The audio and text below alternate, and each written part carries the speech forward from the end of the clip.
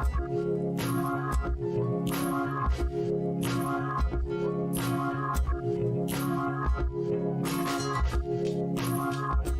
up? What's up? It is another Tuesday, another episode of The Boy. Got some rock beats in the background. Stand by. Let me turn this down a little bit. Beats are fat though. Sometimes it's the most.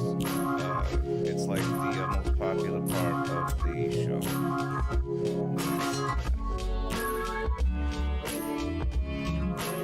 I heard that it's not necessarily bad content. There's a really cool person that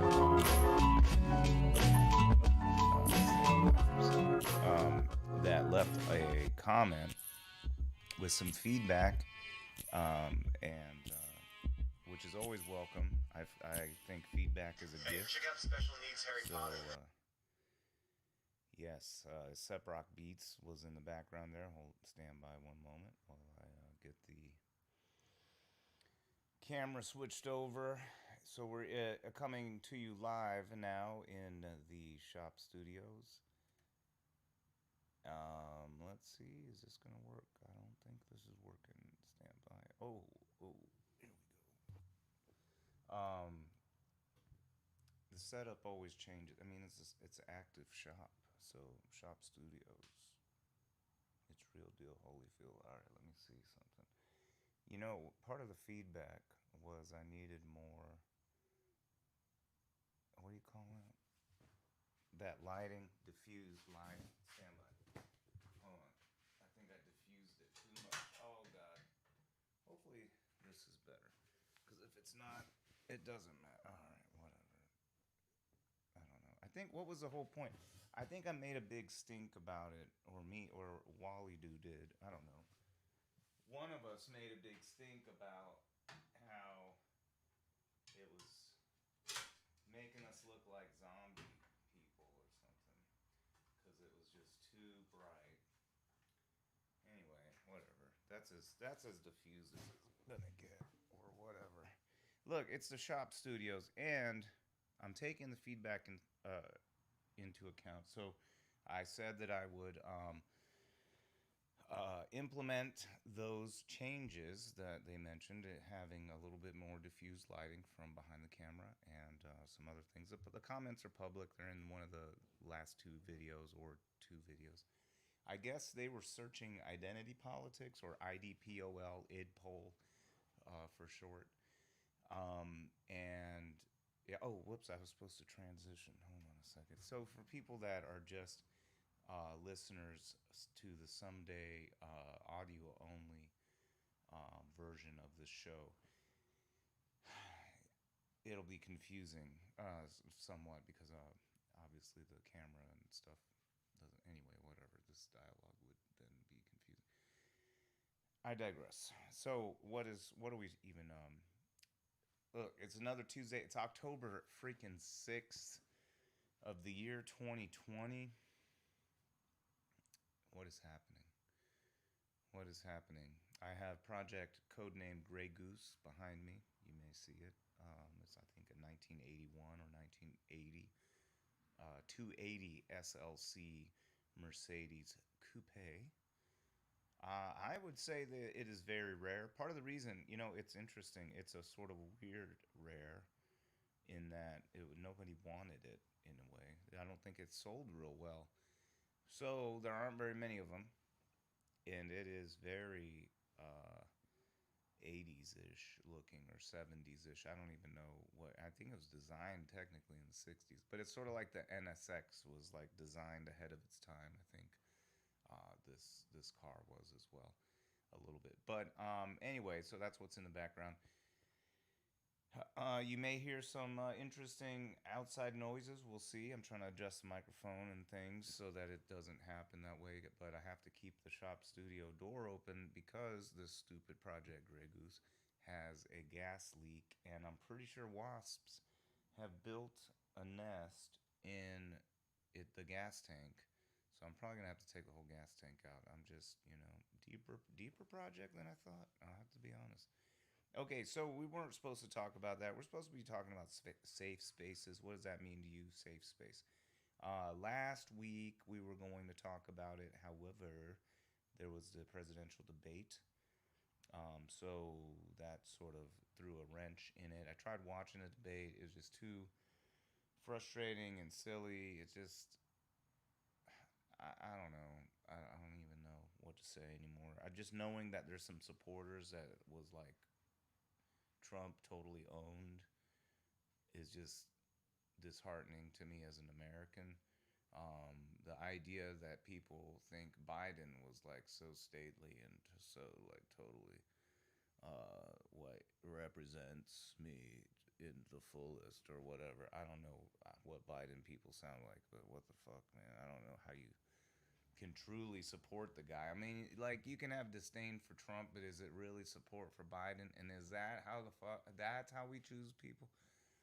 I mean, I'll choose someone from up off my block that can run I'll choose the HOA president to run better than this dude like that we got, right now. And even Biden is just like what? I mean, I know people in my life that I would rather have as president than Biden. You know what I mean? People, you guys know people. You probably got relatives or you yourself are better would be a better president than Biden or Trump. I think that's the thing that bothers me is like anyone, like whoever ends. I mean, even if Trump or Biden ended up watching this show, we could do better. You know what I mean? After watching the show, maybe they would do better than pre-show Trump and Biden. Put it that way, right? So even come on, watch the show. So let's talk about it. Safe spaces. What is that all about? So this show, it's not even a show. I don't even like to call it a show. It's a discussion time. Let's sit around to talk. I'm facilitating a discussion about something, right? So in this case, we're talking about safe spaces. There's a couple things like if we do something like hold on, let me see if I can make this work. Like if we Google safe space, or some people, I mean, I don't know, probably algorithmically based on my search history and blah blah, it probably gives me some kind of specially crafted, though not personally crafted, but specially crafted per algorithmic snooping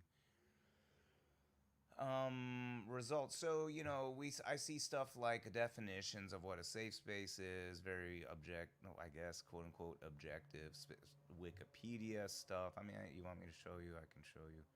I don't know, whatever. What if this was audio only, then what? Okay, so I'm looking through it. You see Vox, safe spaces explained, why they're important for Healthline tells us why they're important for mental health. Opinion, don't dismiss safe spaces, right? So all of those things. Then you start seeing spoofs of safe spaces, different things. No safe spaces, Adam Carolla, Dennis Prager, ooh, edgy, right? They're going to talk about controversial thing. No safe spaces, right? They have this supposedly, I don't know, December of 2019. There's a trailer. You guys can listen possibly to this. Let's see how it plays. I won't play the whole thing because I don't want to get like yoinked. You have the right to remain silent. Right. Anything. Oh, whoops. Oh God, no, something happened. Abort. All right, stand by. It's coming. Oh, the Podfather, podcasting, and of course, great success in radio and TV. Oh no, a new movie. I might have. Man, I'm just screwing things up. You have the right to remain silent. Anything you say will be used against you. You are not listening. I want your job to be taken from you. A protest has turned violent in California, Berkeley. This is why we're fighting for the soul of America. You should be able to share ideas without fear of being fired from your job or shouted down. You are not to be heard. This is one of the few things one could say we have no precedent for in the United States. You have the right to remain silent. The only way we separate the good ideas from the bad ideas is to be free to say whatever we want about them. Anything you say will be used against you. There's no free speech for fascists. Your posts on Facebook, Twitter, and social media will be saved to shame you. Kevin Hart has stepped down from hosting this year's Oscars. Anything you say that we don't like will be used to shut you up.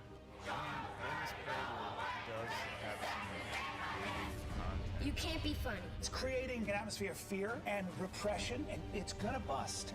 You cannot think differently. It makes it difficult for you to learn from other people. Isn't it spooky we're having this discussion? You can't challenge us. Kids grew up dipped in Purell, playing soccer games where they never kept score. There is no debate. The type of diversity that they hate is diversity of thought. We reserve the right to be offended by everything. No university should ever create a safe space. You're not going to protect people, and so the best you can do is to make them strong. Copyright crap on me. Anyway, so look, there is probably some there's truth to this idea that there's some oversensitivity probably to some things here and there by certain people. But there's a lot of oversensitivity that happens with lots of people. If you go to, like, for instance, if you go to a veterans reunion and you start like asking questions like, what did you really fight for? Like, how does the algebra work between your fighting and you getting maimed and my rights as a citizen of the United States and the protection therein under the Constitution? Like, can you explain that? Right? Someone at the veteran reunion be like, dude, what the fuck, man? Why you gotta come piss on our birthday cake and come talk about some stupid shit like that? Come on. And I'm like, okay, yo, whatever. I guess you could say that it is a safe space for veterans, right? But nobody ever says, oh my God, the veteran snowflakes, they can't handle being questioned about the reality. And like, oh my God, they can't handle it. No, people say, you know, vicious commie busts, you know, pisses on veteran cupcakes. You know, it's like, who would piss on veteran cupcakes? Holy shit, what kind of devil monster, right, are you? That's obviously that's not the case, right? But at the same time, if someone wants to talk about a white ethno-state and creation of therein of a white ethno-state, or that America was founded originally as a white ethno-state, and so it should return to its original founding ethos or whatever, right? That some people don't want to hear that shit, and they want it gone, right? They're like, no, we don't need to have our college or our whatever. Generally, college is part of this narrative of the college kids that need a safe space. That I just played. You know, this is an example. Prager is a big example. Adam Carolla, a big example of people who create this sort of straw man, like they're being attacked, like right-wing thought is being attacked. So when someone says, I don't want someone who advocates for a white ethno-state, for instance, or things like that, or even, I don't know, some people, I mean, there's also some conflation between actual, like, just protesting, which is First Amendment right under the Constitution, right? Do they respect that? I don't know. Just as their First Amendment right to speak is, you know, so glorious to them, how about the other people's First Amendment right to protest their speech, right? They don't even want to be protested. And it's, you know, I don't know. There's a big straw man. And the thing is, you know, there's all this talk about from quote unquote right wing or conservative, or I don't know, people who buy into certain narratives. I was talking to a gentleman named Joe today in the coffee shop, and I mentioned to him, ask anyone in America what they believe America should be, not what it is or what it was, what it should be. What ideally should that look like? And I told him, and he hung on these words for whatever reason. But I told him, whatever they say, their words will have the residue of narrative. Right? What does that mean? That means the words that they use will have baggage, will have with it, pulled along with it, this sort of entrails of some ideology, be it right wing, quote unquote left wing.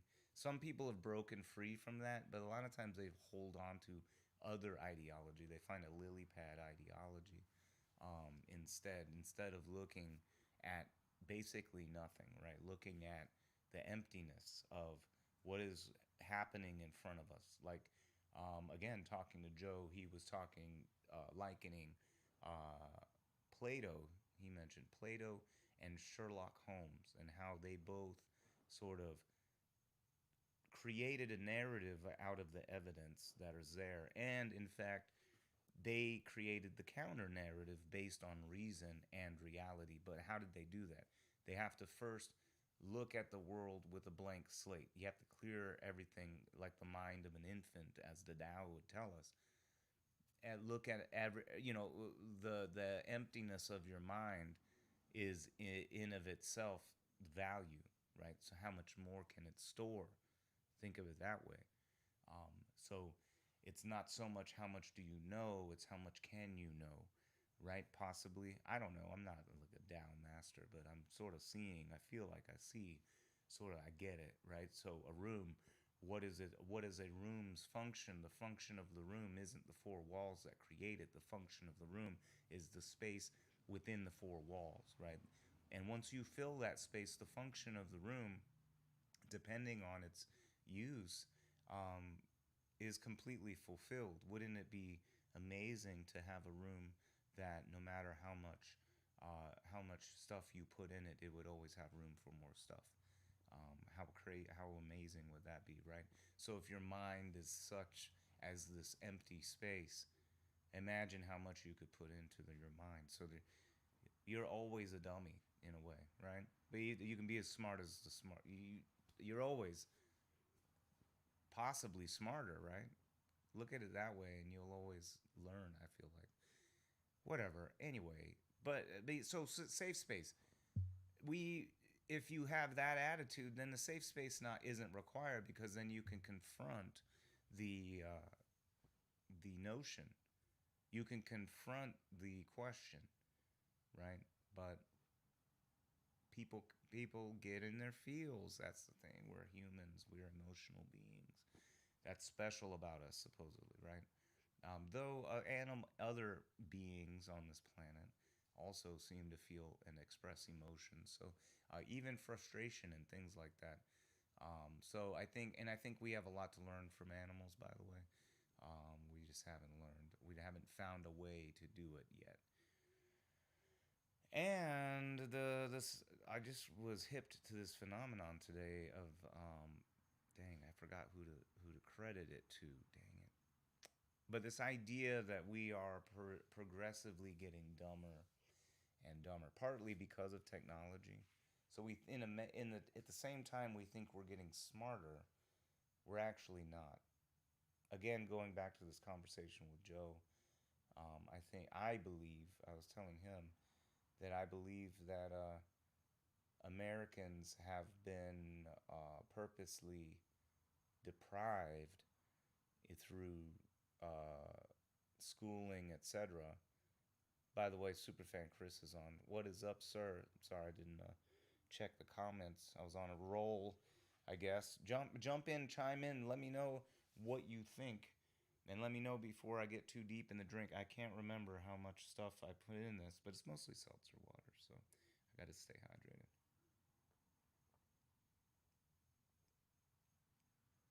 But I never measure, so let's see what happens tonight, shall we? It's only 9:22. Got a little bit of time left. Safe spaces. So there's a concoction of a narrative, as you can see through PragerU and Adam Carolla. These guys are grifters, right? You might be fans of theirs. Someone out there somewhere, please, if someone is a fan of theirs, let's talk.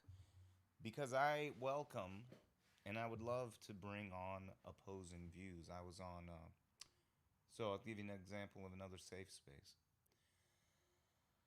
Well, the one that prompted, and I'll bring it back to last episode. One of the things that prompted in last episode was the fact I was talking to this relatively right-wing old buddy of mine. We hadn't talked for a long time. He finally told me, pardon me. He finally told me why he didn't talk to me in so long, and it turned out, yes, superfan Chris recognizes Grey Goose in the background. I introduced Grey Goose earlier in the episode, and so Chris is, I'm sure, excited. He knows about Grey Goose, the SLC. So again, if you're trying to look up what it is a, I believe 1981 280 SLC Mercedes-Benz. So I bet you haven't seen one driving around. I would bet you dollars to donuts you haven't seen one driving around. A 280 SLC driving around in America. Highly unlikely. Highly, highly unlikely. That's how rare this car is. Now, that could also not really mean anything. Ostrich poop is rare on, like like on the boardwalk, I guess, in general, in America, right? In California, or in San Francisco, put it that way, right? So it's very rare, but does anyone care about ostrich poop? Maybe, maybe not, but they probably don't. Now, I'm not saying that SLC is ostrich poop. It's definitely not. It's just that people don't know about it, I think. But anyway, whatever. That's not about safe spaces. Yes. So we see this concocted narrative, and part of the reason why I even do this gathering, this thing that I call it a show, but I mean, come on, it's loosely. That's a strong word. We're being loose with our definition of show in this case. But it's a way to, how can we peel back what we're seeing? Because for instance, you can't say bad things about the troops somewhere in America without people declaring this a pro-troop safe space. Or you can't be critical of the police in certain circles, certain areas, certain places without being chastised or basically told that this is a blue line safe space. You know what I mean? But those people, I guarantee Prager is not going to critique. Adam Carolla is not going to critique that. When I mirror, like for instance, if Adam Carolla was here and I mirror the amount of smugness and sort of the aloof nature, right? If I mirrored that aloof nature with my critiques of capitalism, with any of the critiques of their straw man, of their snowflakeism, right? Of their what do you call it? Projection, right? All of these things are contradictions in their narratives. This notion that they are grifters taking advantage of a frustrated and more or less not disenfranchised, but imagine, I've likened America to sort of like organized crime, right? Some people get mad about that, but it sort of works. So hear me out, right? So our founding fathers are like the mob boss, right? And the mob boss father did some bad things back in the day, like killed a bodega owner, started a war with some family, and then subsequently killed a bunch of people or something, right? Whatever, a lot of murder, mayhem, made the money, became the top dog, whatever. Now the kids have a choice. Do the kids carry on in the manner of the father, or do the kids Do I need to turn my mic up? I don't know.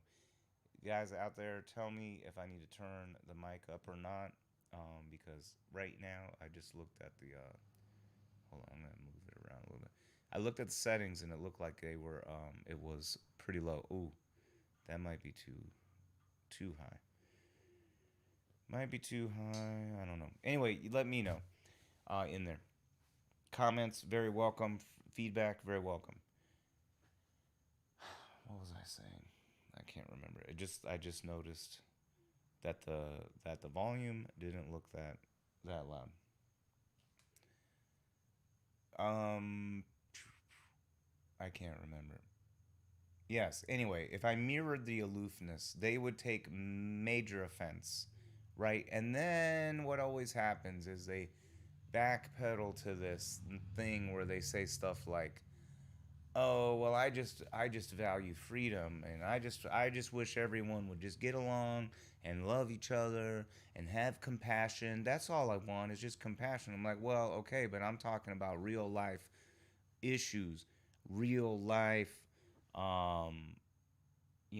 what do you call it?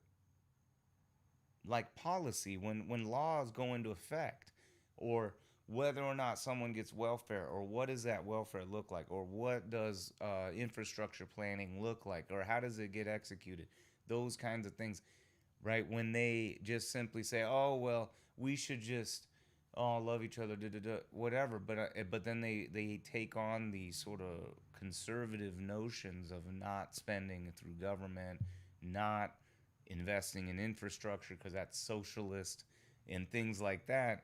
And it's like but they're pro-military, they're pro-police. It doesn't make sense. But anyway, so I was talking to my old buddy of mine. It turns out he decided that it was best not to continue. Like, we wouldn't go. We sort of broke. We had an argument and we sort of broke up for a little while, I guess you could say. And we talked here and there. And part of the reason why he didn't want to hang out, it turned out, was that I go too far down these rabbit holes. I don't just leave something alone or accept something as is.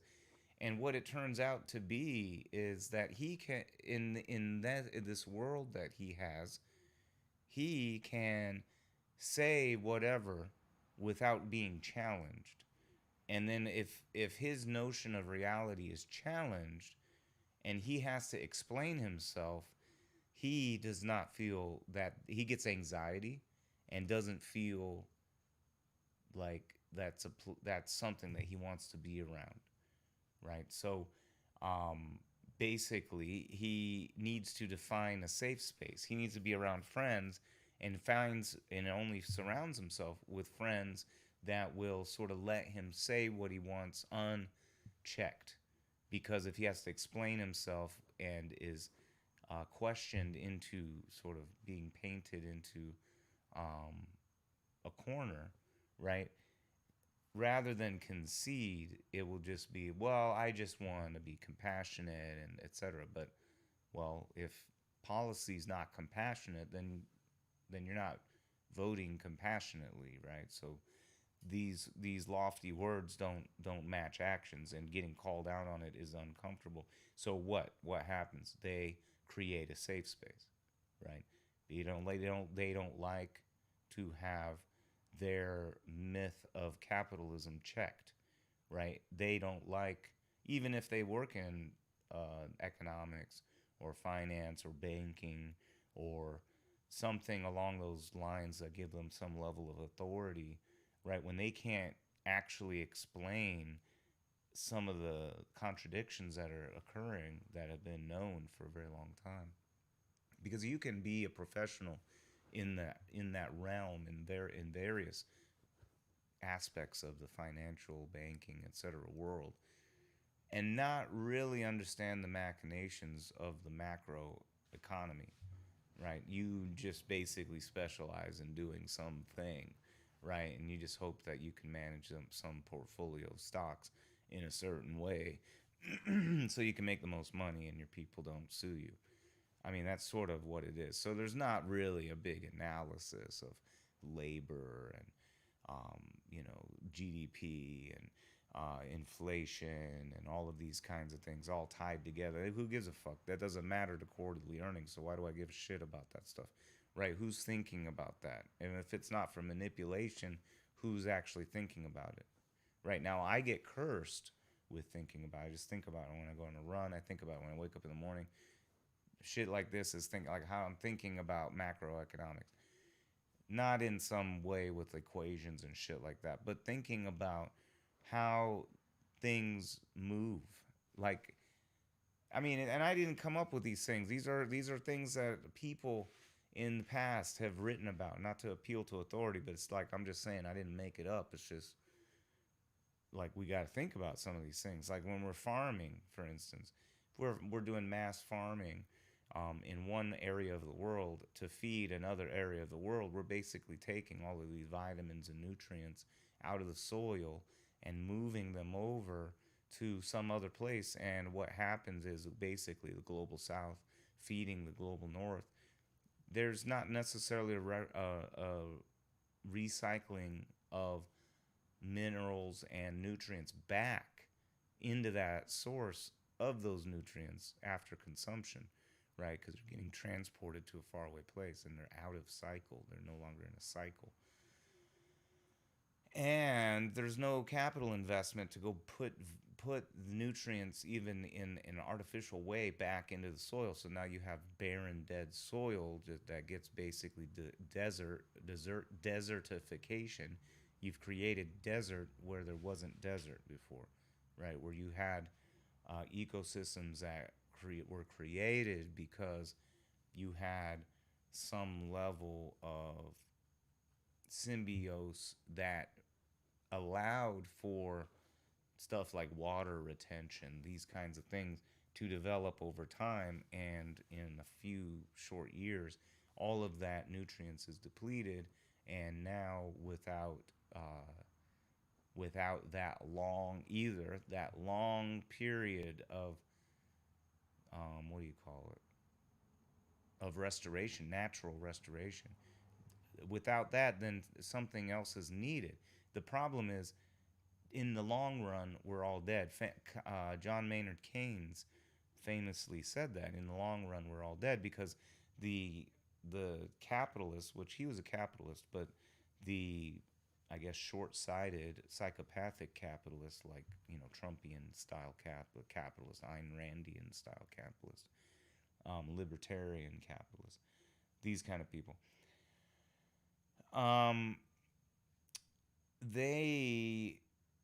Oh man, I just lost my train of thought. Hold on. The capitalist. Oh, Keynes. Yes, he mentioned that basically Keynesianism. So some people might know of the term, the economic term of Keynesian economics. Some people mispronounce it as Keynesian. I don't know. It's Keynes, John Maynard Keynes. The philosophy, economic philosophy, is Keynesian philosophy, and he was a proponent of government spending to sort of smooth out the ebbs and flows of capitalism, because capitalism, as you've either have experienced or maybe you're too young to have experienced, goes through boom and bust cycles every about 7 to 10 years, maybe a little bit more, maybe a little bit less. It depends on what's happening. There's a boom and a bust cycle. So there's a lot of talk of a major depression that's about to happen. So here we go. So a lot of people, what do they call it? There's an old saying that says the economists have predicted 9 out of the last 2 recessions that happened, right? So they're always predicting a recession to happen. Anyhow, the psychopathic capitalists don't really think, they accept these boom and busts as the market correcting itself. It's taking a correction. Well, and in the long run, it all works out in the positive. And Keynes famously said, in the long run, we're all dead, right? Meaning that if a business cycle takes, even if it takes 1 quarter to turn around, right? Meanwhile, how are you going to feed your kids for a whole quarter? That's 3 months, right? How are you going to, if you don't have income, if people, in the long run, they are getting corrected, quote unquote, corrected out of a job, right? How do they get a new job back? Meanwhile, they got to feed. Time is of the essence. So in this libertarian fantasy capitalism, where people don't like die on the streets as part of your corrective measure, right? That's the problem, right? That's the reality, is that if you're not psychopathic, then you have a hard time accepting this idea that eventually the surplus quote unquote surplus workers will die off and your labor pool will sort of equalize, right? And then there will be a social evolution. There will be people that can figure out the game of capitalism, and they will thrive, and those that can't play the game will die, and thus evolution is codified into law. Morons. They know neither about actual economics or law. Oh, excuse me, or nature. Probably law and nature, these guys. They're yutzes, man. They feign intellectualism and they bash intellectualism. They want to be it, but they disdain it, right? They want to exude their knowledge, but then they poo-poo the institutions of knowledge, right? And the acquisition therein.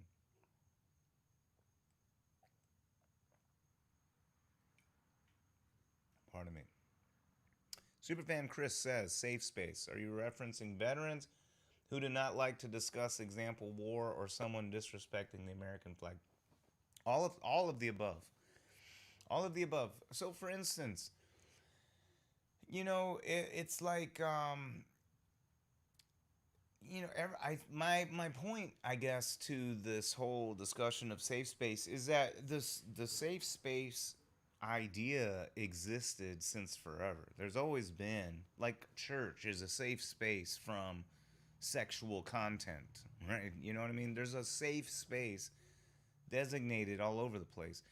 Safe spaces per like Wikipedia and some other places are for, like, if you're a minority or if you're feeling in some way you're part of a disenfranchised group or something, that you can be in a place where you don't have to put up with people being stupid, you know what I mean, or saying some bigoted shit or whatever with their First Amendment right, bumps their First Amendment right. They're not allowed to say it in the safe space. Just like, excuse me, this thing is really bugging my ear.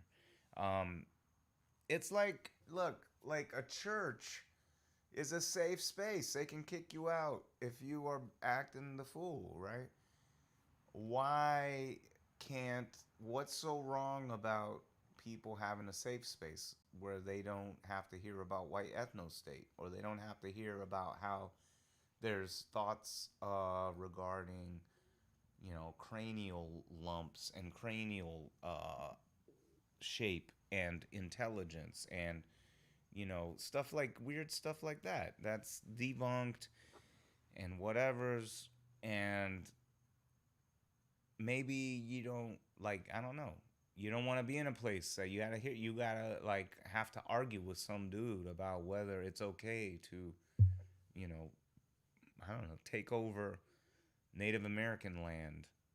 You know what I mean? Like, maybe it's like, yeah, it was a different time, but that's not a time we should emulate or uphold. Right? It shouldn't be. That stuff happened, but we should be working. Actually, let's back it up. Now we have to go back to this question about what should America be like, and also going back to the mafia boss. Going back to the mafia boss example. The kids have a question at hand. Do they continue the mob boss business, or do they go clean and maybe use the privilege afforded them by the mob boss's success, which is maybe they get to go to college, maybe they get a good job, maybe they have access to money that other people don't have access to. the resources, etc., connections, whatever it is, and they use it for good. What if they did that, right? They have a choice to make. America, I feel like, is in the same spot. Founding fathers and everyone after did some stupid shit, right?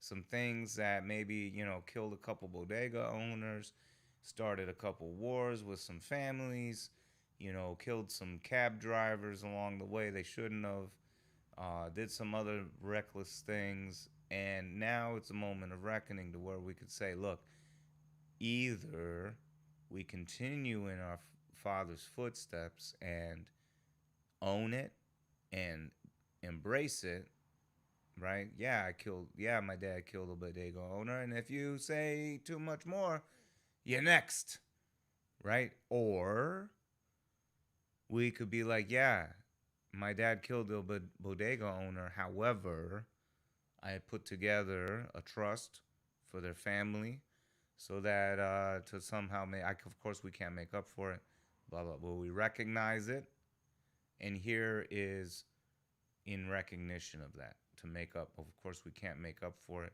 but we're going to do what we can. Also, we're going to do philanthropic things in the neighborhood, all of these things, and give back because what we have is ill-gotten, etc., right? You could have that sort of attitude. Now, I'm not saying that these people are going to go live like Gandhi and give everything up, or go live like Shaolin monks and have nothing and go live in the temple and eat white rice and, whatever, and go do tricks for money on Ellen and stuff. But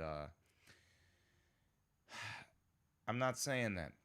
I'm just saying that, anyway, different ways to look at it. Different ways to look at it.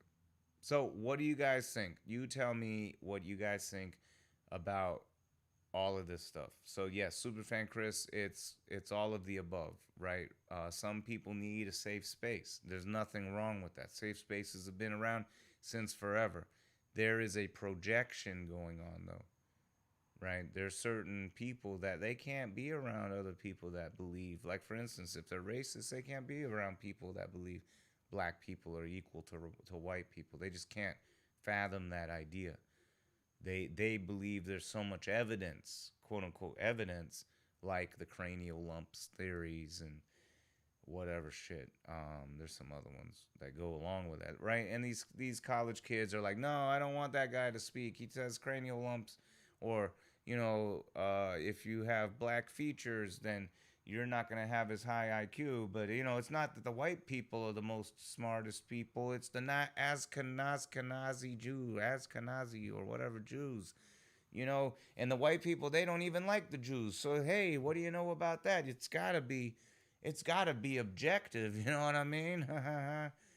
And then, maybe these college kids are like, yeah, we don't want to hear that bull. Get it off the campus. This should not be a place for that kind of rhetoric, that kind of discussion that's been debunked. We shouldn't even have this talk. Like, what the fuck's going on?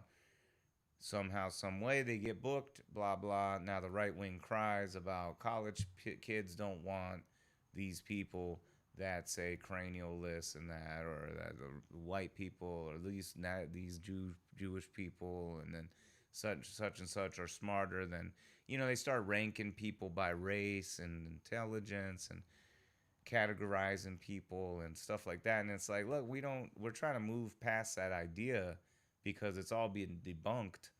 And it's just like, it's a messed up dark age way of thinking about things. Like we're in an evolutionary pattern to move into a different level of consciousness. It sounds sort of hokey pokey new age, but it's just like, what level of there had to have been, like, you got to think about this. Think about the shift. Think about the consciousness shift. What does that mean? Like, your awareness of something, like you're conscious of it, like you are now aware of it, right? Think about this. Going from slavery to, slavery is bad. You shouldn't enslave people. Like, there was a consciousness shift. Like, there was people that was like, yeah, you know what? Reasonable. If I buy this guy from this other guy who I don't know how he got the guy, but who cares? He's on an auction block and he's, shackled up. I mean, he shouldn't have got himself in that predicament. Well, anyway, I should be able to buy him, and if I did, then I should be able to get what I want him to do because he belongs to me, because that's the rules of the game and whatever. There are people that have a consciousness that would be totally accepting of that. There are a lot of people that would not be accepting of that. And I think that the fact that we have a majority, I believe now, a majority of people that have a conscious recognition that they would not, that they would empathize too much with a person who they enslaved to enslave them, to enslave a person, right? So there's a consciousness, an awakening that happened to shift that over, right? This idea that women should vote, that like, duh, that's just normal. Why shouldn't they vote? Hell, that doesn't make sense, right? Well, there was a pervasive narrative that said women shouldn't vote. There's still some people that believe that. Right-winger Jesse Lee something. Curtis? No. I don't know. Anyway, Jesse something. He doesn't believe women should vote. He also doesn't believe some other things. He's pretty misogynistic in general, but conservative. But in history, our history, societal history, has been relatively misogynistic throughout history in Western world, and I guess even in Asia and stuff. There's probably some groups of folks, some societies out there that were female dominated, but for the most part, men just have a physical domination. And I had my friend Lauren on a while back and talking about the natural physical domination that in general males, even skinny, nerdy males, have over women in general, especially compared to skinny, nerdy women, right? So we're not talking about one end of the spectrum versus the other end of the spectrum. We're just talking about in general, men are going to have more physical mass, more capacity with their muscles, blah, blah, blah. So what does that mean? Well, that means that males could have and would have a dominated society for a real long time, even into the age of nonviolence, and even then as we start moving further and further away from our natural tendencies, we also seem to be moving further and further into consciousness. Like this new awareness of each other and stuff like that.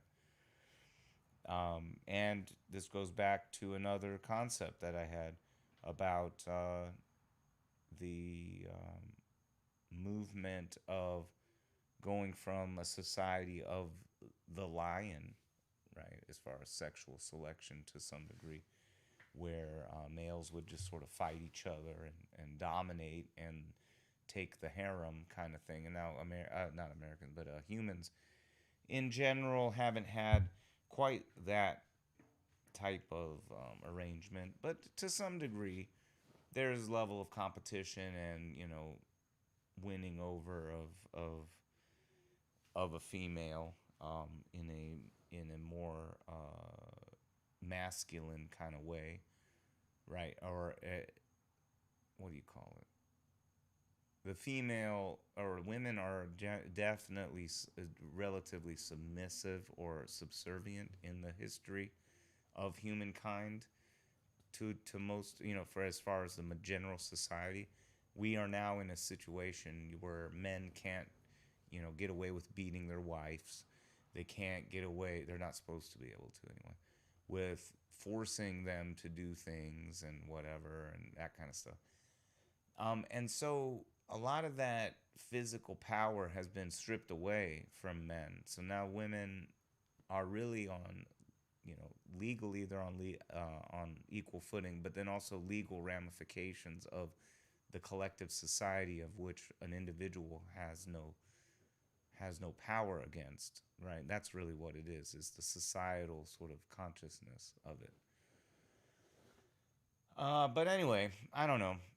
A lot of people are so sensitive that they need a space. On one hand, they need a space to not get triggered or not get to have anxiety, etc., or things to make them, to set them off, right? And so there's nothing, and the thing is, there's nothing wrong with that. I don't think there's anything wrong with it. Now, it can get taken out of control, I guess, to where there is no kind of dissenting opinion, there's no kind of discussion anymore. That kind of stuff, yeah, that's not good. But you know, there should be a space that you can designate as safe, and there shouldn't be anything wrong with that. And again, don't be pulled in by the narrative of the Jordan Petersons or the Prager, the Dennis Pragers, or the Dave Rubins, or the who's the other guy? Adam Carolla, and all these guys, even Jerry Seinfeld to some degree. There's a straw man that they put together about how they're persecuted. They're not allowed to say certain things, and da da da. Well, a lot of people aren't allowed to say certain things. Like I said, yeah. I can't just go to a veterans reunion and just start talking smack on stuff. That would trigger people. I can't just go to a police reunion and start talking smack on the police. I mean, people would get triggered and kick me out, right? So when college kids get triggered about white ethnostate stuff, or conservatives saying that white people are smarter because of like some study, and things like that, and weird stuff, and like, I don't know. I mean, to me, it's like, well, yeah, I can understand why they would protest that. What's a big whoop? And, there's a straw man of grifters out there that are creating this sort of like panic about how people can't handle other dissenting opinions. And I don't think that's the case. If anything, it's them. They can't handle the dissenting opinion. Watch. They crumble. They get weird. They get mad. They start insulting, they're repeating themselves, they talk louder. I mean, it always devolves into this thing when you never win anything because they just talk louder and they don't listen to you and they just repeat themselves, right? That's what happened. Not only the Trump cult people, but just in general, a lot of the conservative folks, you see that. Or they'll come up with some kind of like very generalized narrative or generalized thing, like black people are such and such. What about black on black crime, or these kinds of things? And then they'll say, well, why is it always got to be about race? I'm like, well, you just brought up black on black crime statistics. Why you want to talk about race?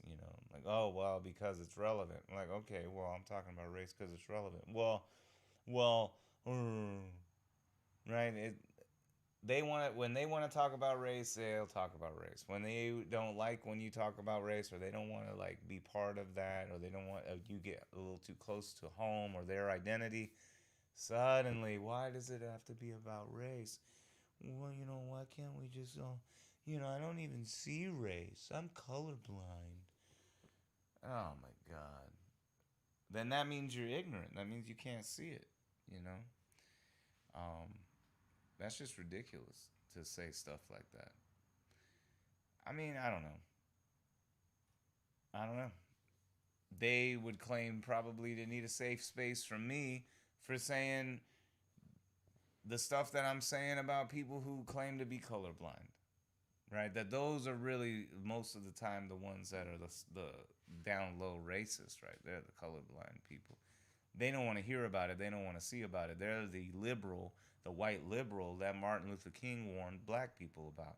Beware that white liberal. That is that person right there. Even if they consider themselves a conservative, they're acting in the same way, right? Or even worse, either they're racist or they are in basically normalizing it, or what's the other word? Enabling it, the racism, generally through gaslighting, right? So anyway, whatever. And white people would probably get triggered. I've got the garage door open. I could have people walking by probably getting triggered. I'm here sitting here critiquing white people like I'm talking about this monolith of white people, like all of the white people with dreads and those stupid beanie hat things, and all of the people, all the white people that look like, you know, Stone Cold Steve Austin or whatever, and all of the white veterans and with the camo cowboy hats and red MAGA shirts and vice versa. You know, like they're all the same, like a monolith, right? Like there's like, I mean, how many millions? I mean, how many different stereotypical types of white folks are there? Like they're out there, right? How many stereotypical kind of black folks are there, right? And so sometimes people would say, well, I only know like one or two. I'm like, dude, there's just as many freaking types of black people. How about that? Or maybe, I don't know what the actual proportions in volume of population, but there are as many types of people. That's the thing, is like, people talk about it like, I was watching an interview with Joe Biden. It was Joe Biden and some, I don't remember, is that some what do you call it? HBCU thing. It was like a year ago, maybe 6 months ago. I don't know. It wasn't that long ago. I don't remember. Anyway, he's on there, and of course, the person that's hosting this thing event is a black person and black man, and there's some panel or something, and then Joe Biden's up there answering questions, and you know, and it's like most of the audience is black, of course, right? And they're asking stuff like, you know, why would you be the president for black people? It's like, well, if it, like, flip that around. Like, well, what if someone said, well, what would make you the best president for white people? Like, well, I don't know. Like, I will favor white people. Like, if your skin is such and such hue, you gotta be a shade darker than, you can't be any shade lighter than, I don't know. Let's see. Let's pick some light-skinned girl. Then that'll make her the litmus test. I'm like, that, no, like, it, right? This is where you start getting into some absurdity, when you start really trying to codify these things, right? Madness. It's madness. Anyway, talking about racial shit. But it just was like, you know, like, okay, first of all, as if he's going to talk about black people as if they're a monolith, as if successful millionaire black people are living the same life as generationally poor black people living up in the ghetto, as if he's speaking to all of them at the same time, and he's supposed to represent something to them as black people.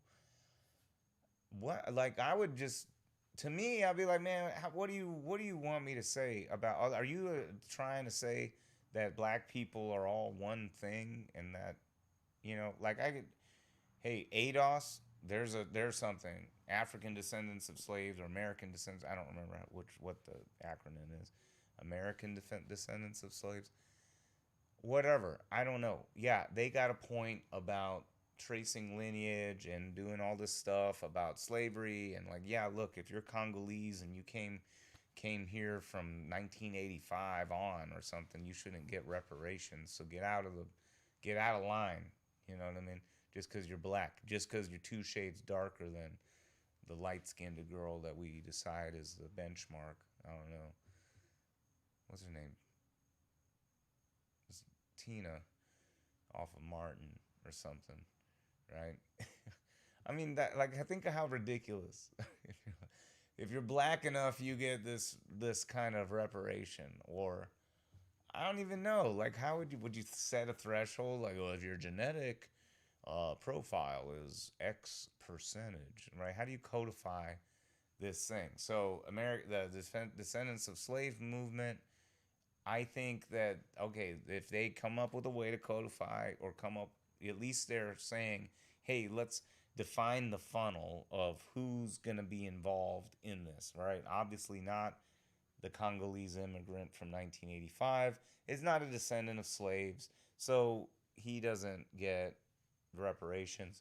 However, such and such Jenkins is a descendant of slave, or you can trace all the way to Jenkins' family in Virginia, plantation, da da da da. Okay, well, great.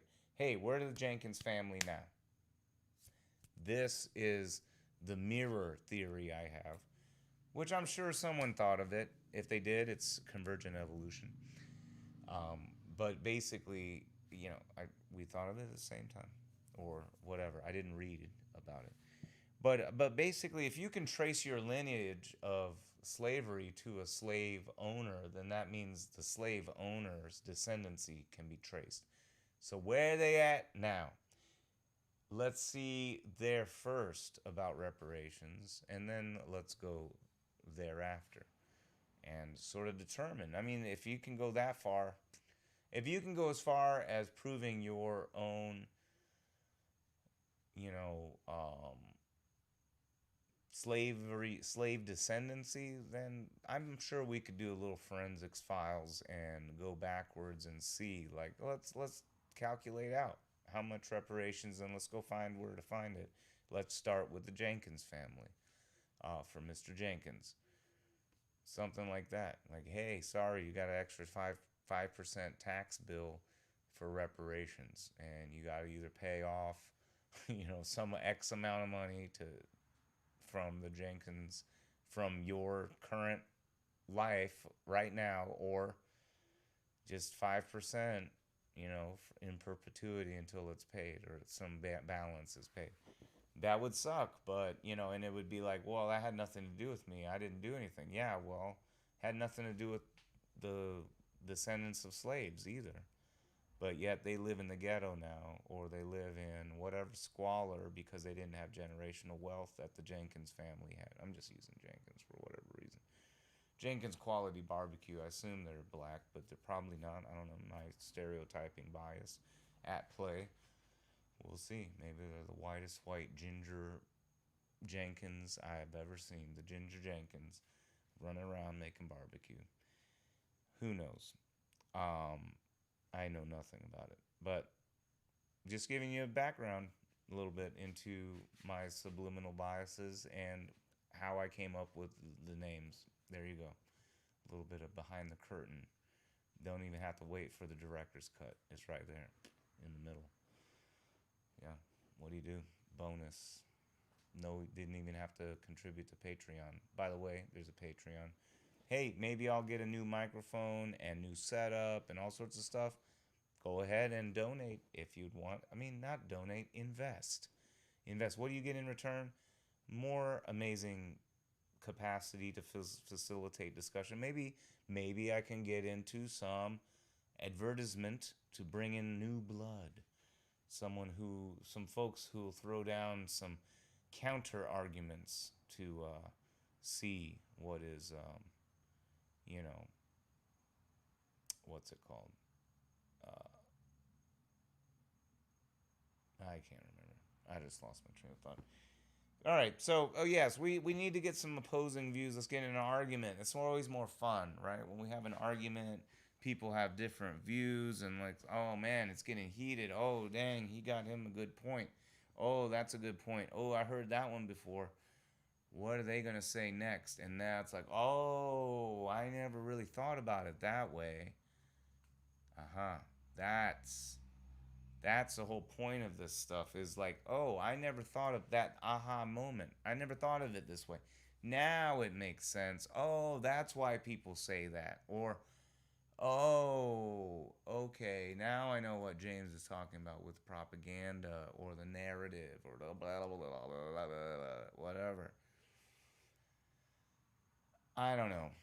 But this is definitely not a safe space, right? This show, this facilitation of a discussion, this place that I've got right now that we're tuned into, that you're listening to in the archives or live right now, the one person on this planet of billions of people who are on. I don't know who you are, but very unique person. And the people in the archive, just check the views and listens. There aren't very many, so you're very unique in this world. But the whole point is to talk about some of these things and get through it, because there's a lot of shit going on. We got to get through this together.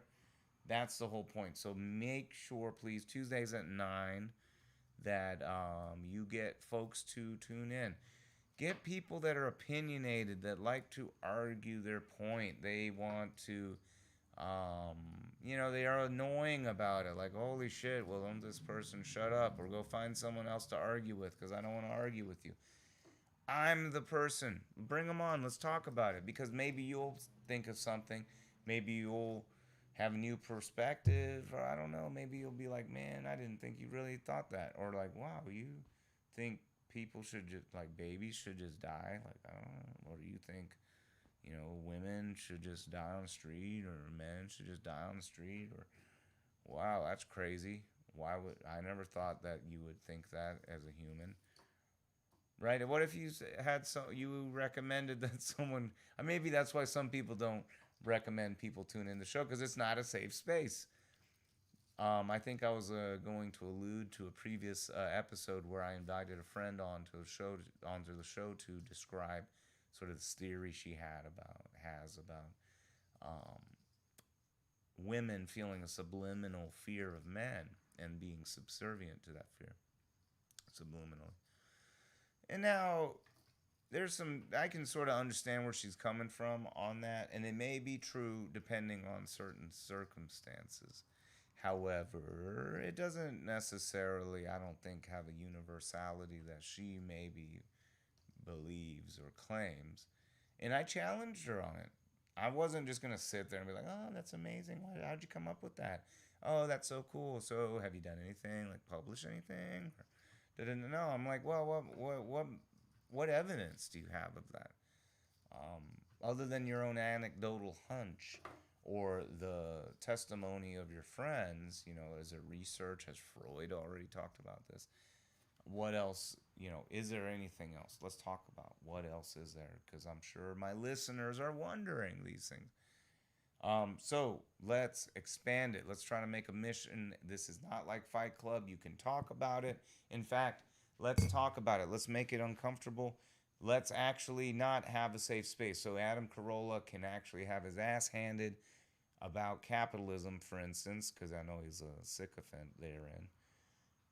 And tell him that he's a grifter and he's just trying to take advantage of frustrations and feeding bullshit, because, if you fed him the truth, it would go against his corporate overlords that pay him all the money, right? He's going against the system. No one wants someone that goes against the system too vocally, or someone with a following that's believing that or saying those kinds of things.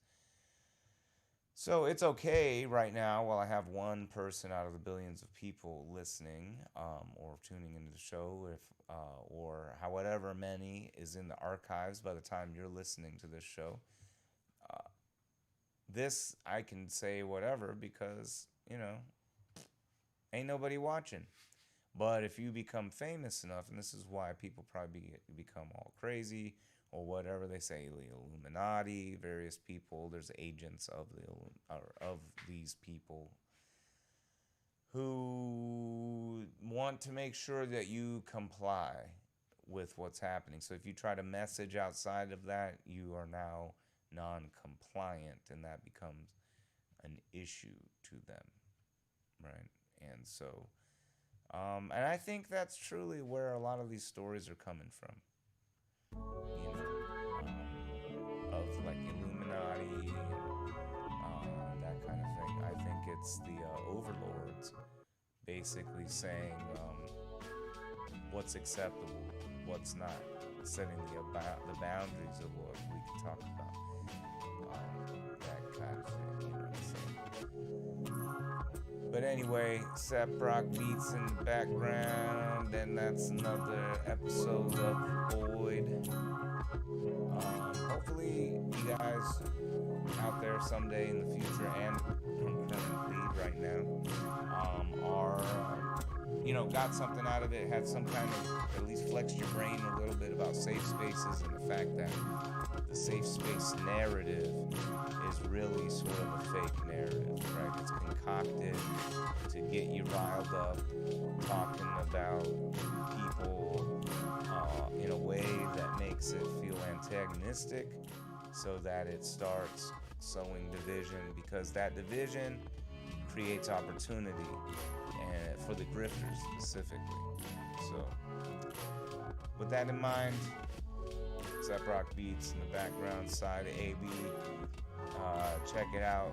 Go to the Bandcamp link so you can order it. I think there's actually SoundCloud too.